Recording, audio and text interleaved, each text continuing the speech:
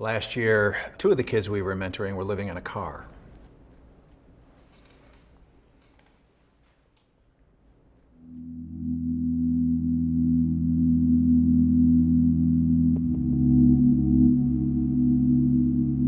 Our school, we deal with a lot of homeless students, one-parent homes, or sometimes both parents are not in the picture. So they love to have that attention. They want someone to feel like, yes, I like being with you. I want you around. I want you here. We don't really have the support from the family or from home that we need because a lot of our students are transient. And they did not get that foundation like they were supposed to. And now their life is just not where it should be. By 4th grade, they're just deciding that, well, I just can't do it. And that's a huge problem because if you're already shutting down at 4th grade, how are you going to make it to 9th, 10th, 11th, or finishing 12th grade? Majority of our 8th graders is 16 and 17. So can you imagine going to high school, 9th grade at 18 years old, you're ready to drop out. What's the point? Detroit has been the poster child for urban decay. Historically, it's been the most segregated city in the country because way back in the middle of the last century, the Department of Housing and Urban Development came in and built a wall called 8 Mile to divide the city, white and black, so that banks would give loans to white people who wanted to build houses, and they wouldn't give the loans if there were going to be black people in the neighborhood. For the last half century, we've been trying to tear down that wall. A significant pastor friend in the city told me we need systemic change, not cosmetic change, and that means 2 things: job training and literacy. And it was like the lights went off, boom, clear.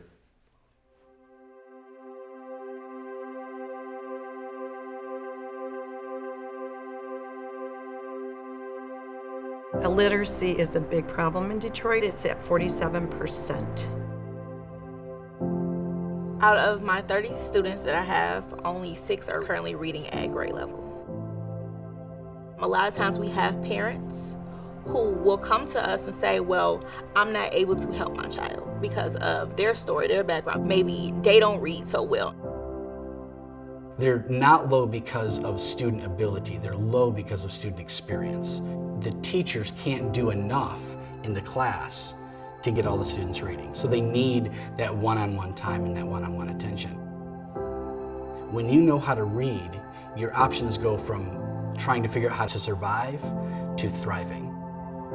When I read a lot of books, it makes me feel proud of myself. When we sat down with SOAR and they've gone over their curriculum with us and the strategies that they would use with our students, I thought, oh wow, this may work.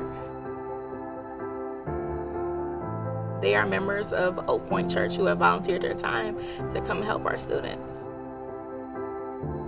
The one-to-one is a huge benefit for the kids. You know, giving them that love of learning and reading and spending time with them, getting to know them personally as well. Once you're consistent with them and they get to know that you care, they start to open up and share. For them to know someone's there week in and week out is huge. Eric is reading chapter books, wonderful. We stop every once in a while and talk about what he's read. I want to be a scientist. You need to learn a lot. They're moving gradually. They're understanding what they're reading. You know, they have the confidence built up from that one-on-one session with a SOAR tutor that they feel confident to read. College-age mentors, young adults, up through retired, they've all been able to come in and do the program and feel comfortable with it and build this relationship with these kids. We haven't come in, done our thing, and leave, but we've stayed there and have built up trust that Oak Point is there for the long haul. The idea that churches and public schools can't work together is complete nonsense. We're not just going to come in and hold evangelistic crusades every day in school. We want to just serve. We want to make your school a better place. I encourage other churches to reach out, get into the community, get into these schools, find out the schools that need help. You will be welcome with open arms because we all need the help. Your passion and your gifts line up with something like SOAR. It's amazing. I mean, it's just, God does mighty things when those things come together. Because your world is growing, you start to see how the gospel affects every area of your own life. We can't just come to church Sunday morning and hear great worship and great preaching and then go home and do nothing about what is in us. It's putting your faith in action, and that's what it's all about. What would Detroit look like with those 20,000 third graders who grow up and go out and get jobs and come back to the city? If you change third graders now, you change adults down the line and they come back as productive citizens. That could be a game changer for Detroit.